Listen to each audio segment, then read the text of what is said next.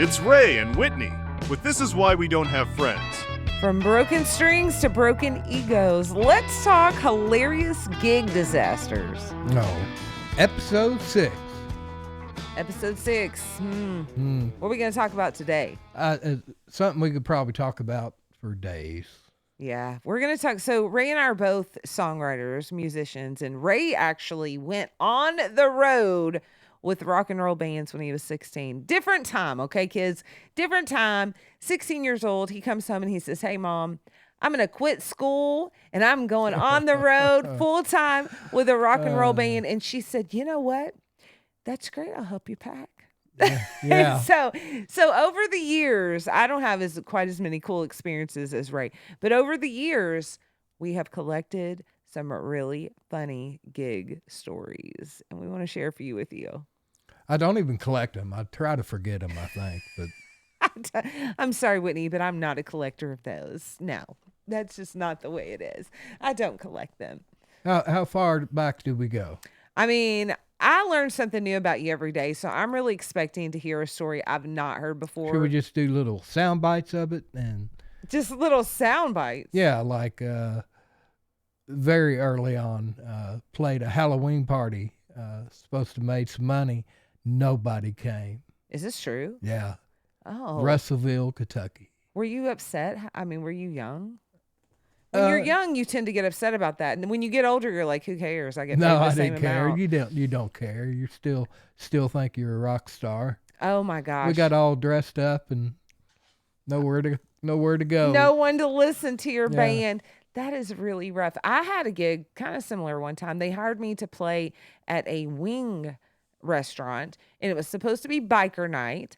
And right, I'm such the demo for that. But anyhow, so they had me in the parking lot of this wing place in this little kind of like strip mall, and I was supposed to be playing. Not one single customer came.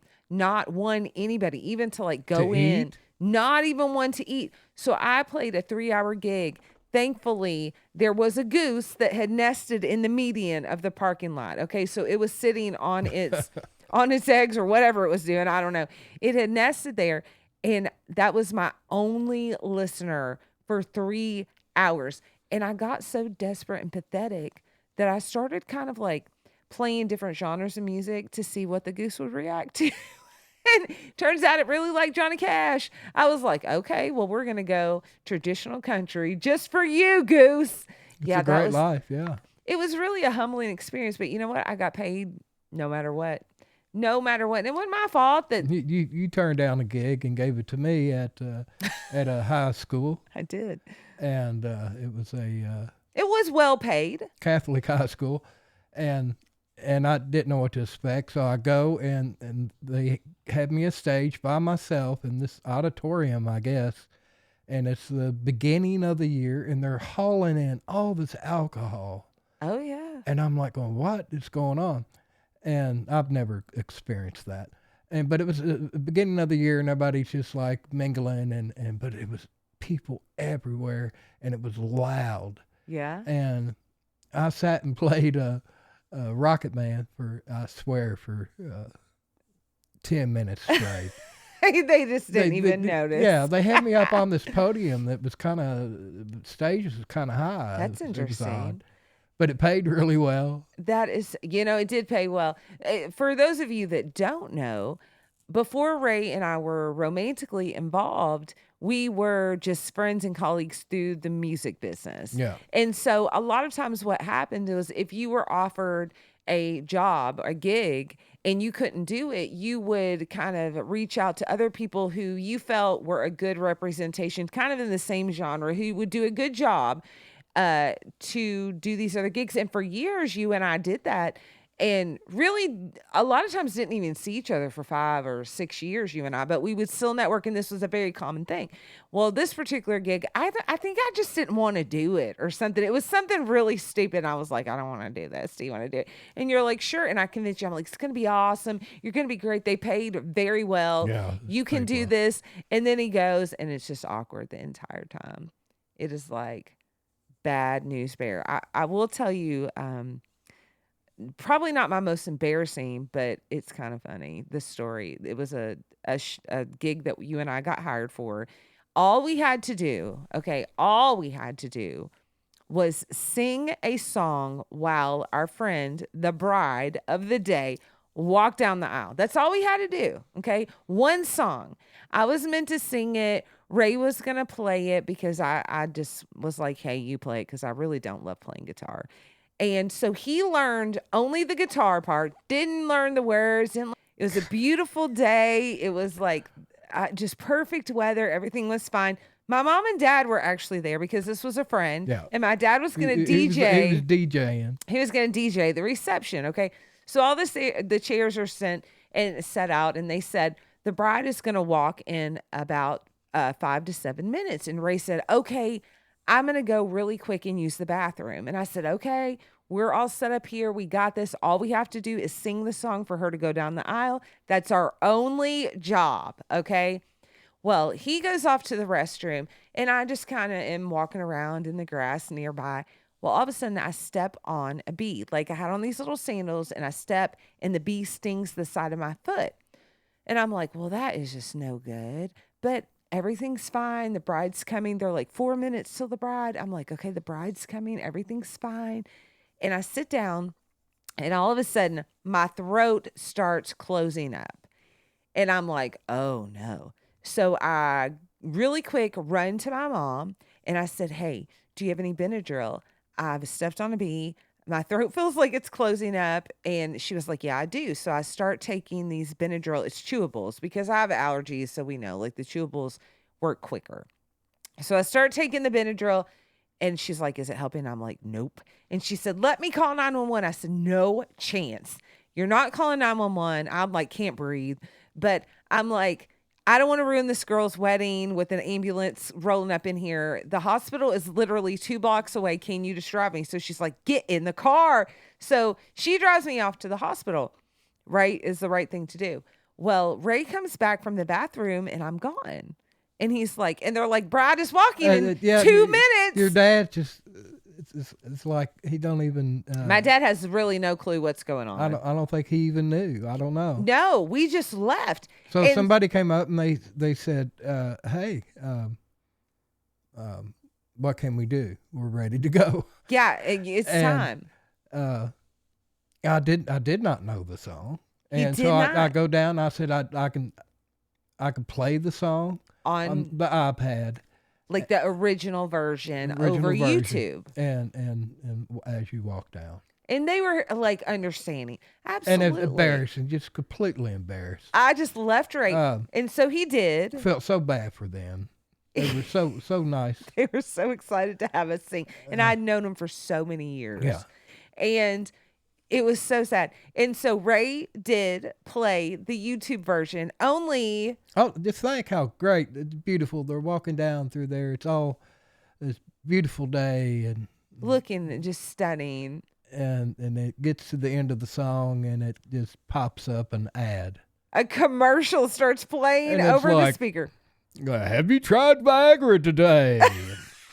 It's like, oh my God. So I'm like panicking, getting it to stop, and everybody's looking. And oh my gosh. So the ceremony goes off without a hitch. I don't die. They give me some medication and I'm okay.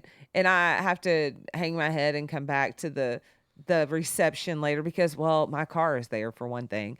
And I have to apologize. And they're so gracious and wonderful. And Ray is just like, what on earth did you do to me? You left me. You didn't tell me. And I was like, my throat was closing. And he's like, I don't care. This was horrific. That was a bad gig. Yeah. That was a bad gig. Look back and laugh. We can now, but at the moment it was horrifying. It was so bad and we felt so guilty and they were so graceful. You were so beautiful and everything was so perfect. Kirsty and I, Swan, we still love you for being so graceful for that. But you had a songwriter round where you had a total, like, it was crazy. Yeah, one of the first songwriter rounds I did at the Twisted Cork was me and I was at the one side and you were right next to me. But I just had open heart surgery 2 weeks before, I think. Yeah, you did. You were pushing it to be performing. And I really wanted to do it. It was idiotic. In hindsight, you should not have done it. No, not at all. Yeah, 10 out of 10 would not recommend. But anyway, we start, and it's like my first song. I'm like capoed like 4 keys too high. Yeah. So if you don't know what capo is, pretty much he just sang the song 4 keys too high. He started it that way, and once you start it that way, you have a choice. You can end it and start over really quick, or you can go with it. If you weren't a hack like me, you would figure it out. But, And you just went with it. I just went with it, and so sang a song that was just Like, way too high. I could do it. You did it, but I it was did it. stressful. But yeah, my nerves were like I was shaking Well, to the core. It's just shot at that And point. You so screwed up. I'm sitting there singing, and I'm chewing gum, and I swallow it while Like, I'm singing. Mid singing chokes on his gum. He's like, mid, right in the middle of the line. I swallow my gum. and it's like about chokes. That was not good. Yeah. Yeah. What else happened? Something else happened.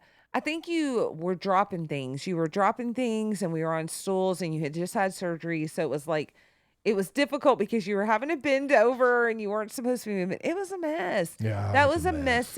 messy. I'm not very good anyway. I don't remember words. I remember music. You were insanely talented. Listen, But it was like everything that could happen. I was trying to. It It was was my bad. first songwriter round. I was trying to be impressive, and I failed. That's most and of my life. I mean, just recently, we recently did a show. Around, I don't know. It was at the horse park, Oh yeah, it was. Well, that was we did a holiday show, and we did all Christmas music. which is a little Oh, challenging for man. us. Yeah, we were happy to do it. It was for a great charity, and we were happy to be asked. But doing a whole show of Christmas music was a little bit of a stretch. And luckily, Christmas music is It's pretty much a lot the of it's the same. melody. Ray sang every song to the melody of Frosty the Snowman, Yeah. even songs that you would recognize that were not right, but it's fine. Yeah, it is what we got paid.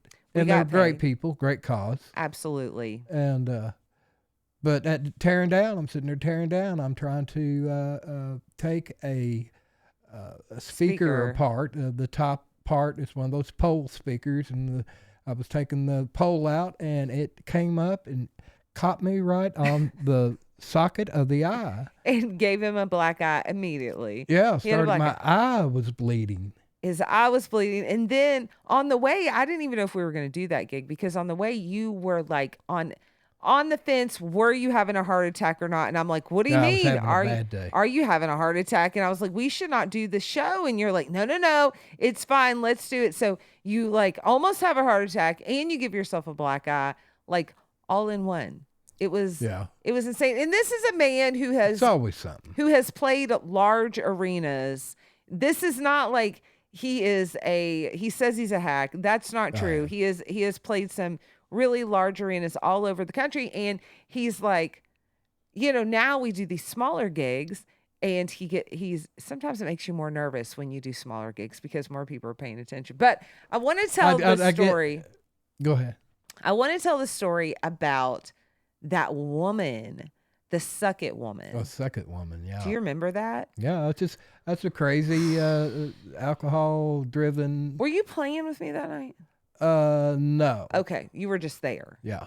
So I was playing a show, and I did have other people playing with me. I had 2 or 3 other people playing with me, and everything was going fine. Everyone was having a great time. Well, there's always one person in the crowd who just acts up at some point, cannot tolerate their alcohol. It was a bar, cannot tolerate their alcohol, and creates havoc for the musicians. And they okay? usually do it every time they drink. It's crazy. I mean, I've played some weird places. I've played behind chicken wire. I would play anywhere where they'll pay me to come play.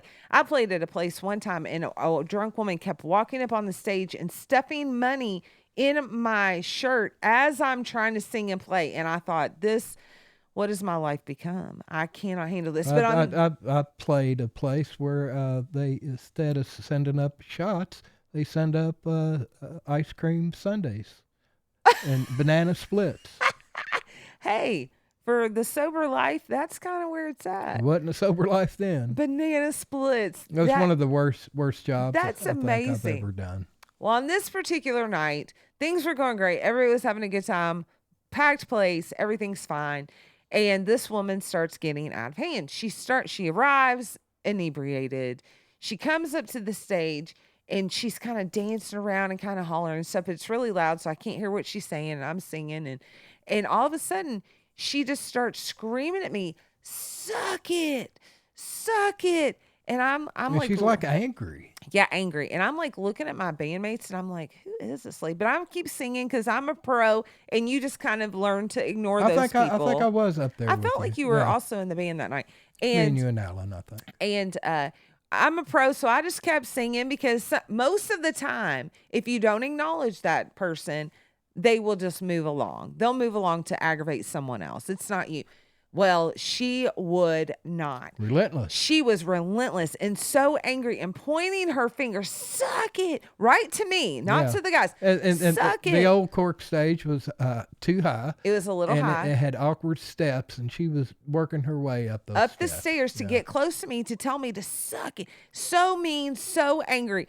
And I had enough. About 3 minutes of nonstop, this lady screaming, getting closer to me, and I'm thinking she's not going away. I had enough. I just stopped playing, and I just yelled, get out! And I looked at her, I said, get out! And the whole room just got silent, and they were like, oh no. And she was like, okay. And she just walked out, and I was like, that was a bad gig. That was not fun at all. And I was so like, I was like, is she telling me I suck? Like, what's going on with her? Yeah, that wasn't even it. And she was like, I was just saying that I couldn't hear you and I wanted you to get closer to the microphone. I'm like, you're a liar. You're a liar. Leave me alone, you crazy. It wasn't even a suck it song. It was... I don't even remember what it was. We were having a good time. Like, I don't know. I do. It was a landslide. Was it landslide that she was doing that? Listen, she was a menace. That woman needs to not ever drink alcohol again. It was bad, bad news. Yeah. We had... Alcohol's not a good thing for anybody. Well, speaking of, like, back in the day when I drank, I had some bad gigs that I precipitated. Like, I brought on myself. And right. I was probably worse than that suck it woman. Yeah. There was one in particular. Oh God! I can't believe I'm going to tell this, but in the nature of just being open and honest with all of the listeners, I'm just going to get down to it. There's so many that I don't think I could repeat. There are so many. This one I think I'll be safe doing. I was hired by a local band to sing harmony, just backup vocals. That's all I had to do. That was a good one. All I had to do was sing backup vocals. They were paying me a very good amount just to be a harmony singer. And they said, hey, we're going to practice on Wednesday at our bar. No one ever comes on Wednesday. So come there and we'll practice. I didn't have a song list. I didn't know these people. I didn't know what they sang. Nothing, right? So I said, okay. And they're like, just come on. And we'll just practice, no problem. We'll just kind of work it all out together. Really odd gig. Yeah. So I said, okay, I can do that. So I drag Ray along and a few of my other friends because I'm like, hey, let's just go. You know, it's at a bar. I'm going to practice. Everything's cool, right? And I wasn't drinking a whole lot then. But when I got there and as we started practicing, the place started filling up. And the guy was like, oh, man, we have a crowd. Let's not practice. Let's just have a full show. And I was like, hey, I don't know this material at all. I don't know any of these obscure songs on your song list. And I started getting really nervous, right? Because if you don't know the song, sometimes picking harmony can be a little challenging. And I thought, oh, my God, and I have friends here and I'm about to embarrass myself in front of a total room full of people. So I decide, what's a good idea to like cure this? Well, some vodka, right? And I just guzzle some vodka, right? Why not? That seems like That's the only way I've the ever only seen way. you drink. Yeah, that's true. And that's why I don't drink, because I only guzzle. There is no sip. And so I guzzle a bunch of vodka and I get back on stage. And this band was new. They were not polished. They were certainly not even close to being a great band. It was a garage band. It was a garage band that were just getting together. So I'm sure they're probably great now. The lead guy was supposedly a professional, but he wasn't being a professional that night. But neither were you. So. Oh, well, I certainly wasn't. So we get on stage. They're doing their thing. I'm kind of standing to the left of the singer. And they also are unfamiliar with the material. So, like, the lead guitarist is screwing up some leads here and there. The drummer gets off beat. This is a totally normal thing to happen in a band that hasn't played together. But because I'm drunk and we have a full house looking at us, I start from the stage like mouthing the words and pointed to them being like, they suck. And like, it started kind of subtle. She would look at me and make faces and point and say things. And, it started subtle. I was just like, wow. Take another drink. And that sucks. Like, he'd do a bad lead on the guitar. I'd be like, ooh, that was rough. And like, I'm mouthing these words. And as I drink more and more, I start saying it into the microphone. And I'm like, what a terrible band. These guys are awful. And I'm like looking over to the side as if they can't hear or see me of what I'm doing. And people in the audience are finding it hilarious because it was absolutely ridiculous. I didn't even notice. It was ridiculous that this girl is on stage and I'm like, God, they're awful. This band is terrible. At that point, I knew exactly where it was going. It was not good. Yeah. So finish up, or I can't even remember, actually, I was so drunk, but I think that they either shushed me off the stage or we finished for the night. I don't even recall. Anyhow, Ray says to me, and I'll never forget this part, he said, I have never seen you be so unprofessional in my life. I am completely embarrassed by your behavior. And I was like, oh. But I also he said it out of grace and appreciation. Like, he wasn't trying to be mean. He was just saying, hey girl, I've known you for 20 years as a performer, and this right here ain't it. I wasn't shaming you, because I have done some horrible things. Oh, you were not pleased with me that night. I've done some horrible things that I'm completely embarrassed about, and I just you don't have to do that. That's what you were saying, like, Whitney, this is ridiculous. Like, this behavior, please don't ever do this again. Well, shock to no one, they never called me back. What? Never called me back. Not to play. I used to play at that bar, not to play a show at that bar or to be a backup singer for the band. So, I ruined it. It was that grand opportunity. I do still owe them an apology, probably. At 100%. There was a time I went to hear a couple of people play, and went with a friend of mine, and it was a small bar. They had a little L-shaped bar over to the right, and we're sitting in the bar, and we're doing shots of whiskey. Not really shooting it, just sipping it. But I got trashed. Oh, I know. I think I was on an empty stomach. All the things. We were like real whiskey connoisseurs. Look at us. We're in Kentucky. We know how to drink. So these people were playing. They were really good. I can't remember who they were. A guy and a girl, and they had 2-part harmony really good, and 2 guitars that were just, it was impressive. But it was idiotic. It's I wish I never done it. I wanted to go sing with them. Oh, you just wanted to hop on stage. Yeah. You just wanted to sit in with this band. Suck it. There's people that you didn't know. Did you know them? Never met them. Never met them. And you were like, I'm going to go sing with these people. So we're like thank goodness, there was me and this other guy, the bartender, and one other person, I think. Okay. In the whole place? In the whole place. Okay, that's good. So there's a section in front of the stage. It has a bunch of tables. And so I go out, which is right in front of the stage, at one table, and pull a chair out to sit down, and I missed the chair. Oh, no. You just fell on the floor. Yeah. But first, I went up and I asked her. I said, "Hey, I'd love to sing harmony with y'all. You pick the song, because they were doing stuff that was just Interesting. yeah. I was just Don't you love? Right, because if that were us and someone came up and said that, we'd be like, "Oh my Oh, gosh, I know, this is just terrible." I know. Yeah.